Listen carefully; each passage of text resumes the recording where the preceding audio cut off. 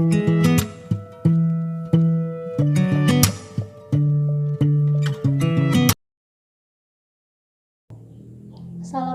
warahmatullahi wabarakatuh. Halo teman-teman, perkenalkan nama saya Nurdiana. Nah, di sini saya akan menjelaskan hasil wawancara saya terkait pendalaman materi akidah akhlak dengan salah satu guru akidah akhlak di MTS Darul Ulum Kalinyamatan Jepara. Beliau bernama Bu Iza. Wawancara ini saya lakukan pada hari Kamis tanggal 21 April 2022.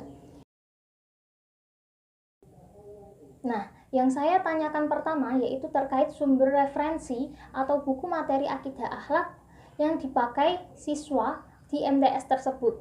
Nah, sumber referensi yang dipakai yaitu modul yang dibuat oleh MGMP, LKS, serta buku paket. Namun, buku paket yang digunakan masih dalam versi yang lama, sehingga sedikit berbeda dengan KMA 183. Namun, walaupun begitu, masih ada modul yang dapat melengkapi buku paket tersebut.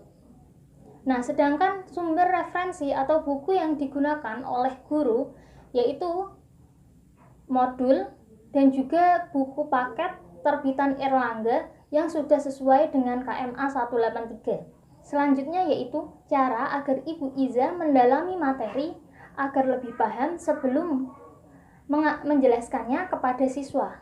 Nah, cara Bu Iza yaitu semalam sebelum mengajar, Bu Iza akan memahami materi yang akan disampaikan terlebih dahulu, lalu menyiapkan rencana pembelajaran. Nah, setelah itu Bu Iza akan memilih metode yang tepat sesuai dengan materi yang akan disampaikan, agar siswa paham dengan materi yang akan disampaikan tersebut. Nah, pertanyaan selanjutnya yang saya tanyakan kepada Bu Iza yaitu bagaimana cara Ibu Iza mengembangkan materi sehingga siswa paham akan materi yang disampaikan. Nah, cara Bu Iza yaitu dengan mengembangkan pendekatan-pendekatan keilmuan yang sesuai dengan materi tersebut. Lalu, selain itu, Bu Iza juga mengaitkan materi yang disampaikan dengan keseharian siswa. Lalu beliau juga menjelaskan manfaat dan hikmah yang akan diperoleh ketika mempelajari materi tersebut. Nah, untuk mengetes pemahaman siswa, Bu Iza melakukan penugasan, memberi tugas kepada siswa. Lalu proses pelaksanaan pembelajaran akidah akhlak dari awal sampai akhir yang biasa dilakukan oleh Bu Iza. Nah, yang pertama yaitu salam, lalu mengabsen karena kehadiran siswa itu sangat penting. Lalu menyampaikan materi menggunakan metode ceramah, lalu biasanya disusul dengan metode diskusi, lalu resitasi atau penugasan. Penugasan bisa langsung pada saat pembelajaran ataupun sebagai PR. Nah, selanjutnya yaitu hambatan-hambatan yang dirasakan oleh Bu Iza dalam melaksanakan pembelajaran akidah akhlak dan bagaimana Bu Iza mengatasinya. Nah, yang pertama yaitu dalam membaca Al-Quran. Walaupun mereka siswa MTS, namun ada beberapa dari mereka yang kurang dalam membaca Al-Quran, kurang lancar gitu. Nah, solusinya yaitu ketika pelajaran Bu Iza ada ayat-ayat Al-Quran di dalam materi tersebut, siswa-siswa akan disuruh untuk membaca, lalu ketika salah akan dibenarkan.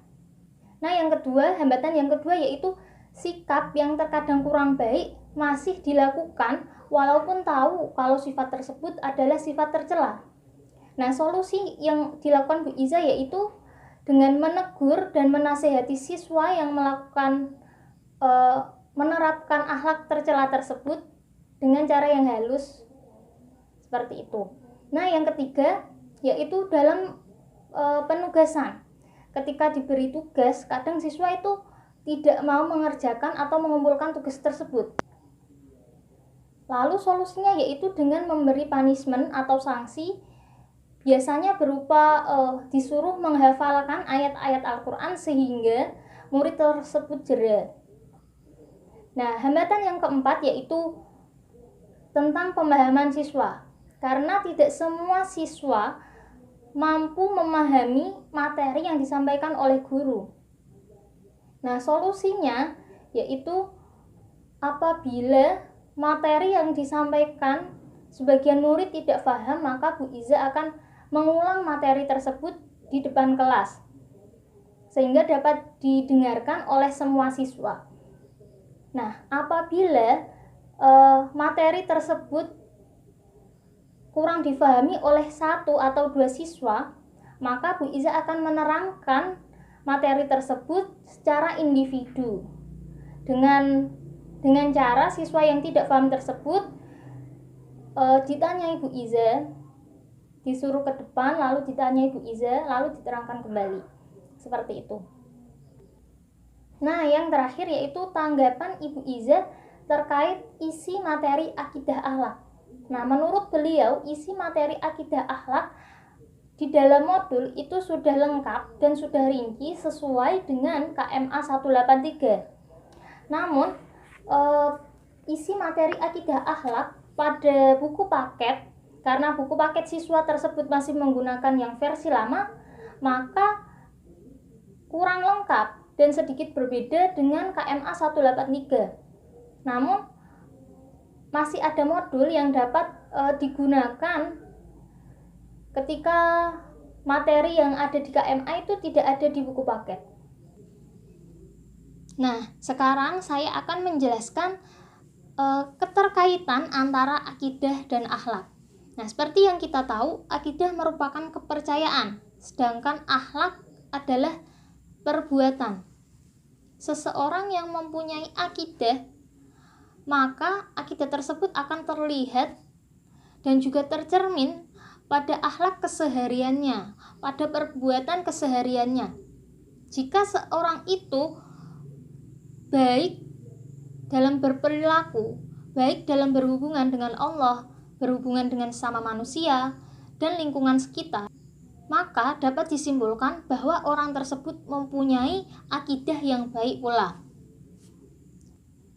Nah, yang terakhir yaitu ada pesan-pesan dan motivasi dari Bu Iza untuk kalian semua, yaitu belajarlah dengan sungguh-sungguh, walaupun kedepannya kita tidak tahu akan menjadi apa. Namun insya Allah ilmu yang kita pelajari dengan sungguh-sungguh akan bermanfaat bagi kita suatu saat nanti.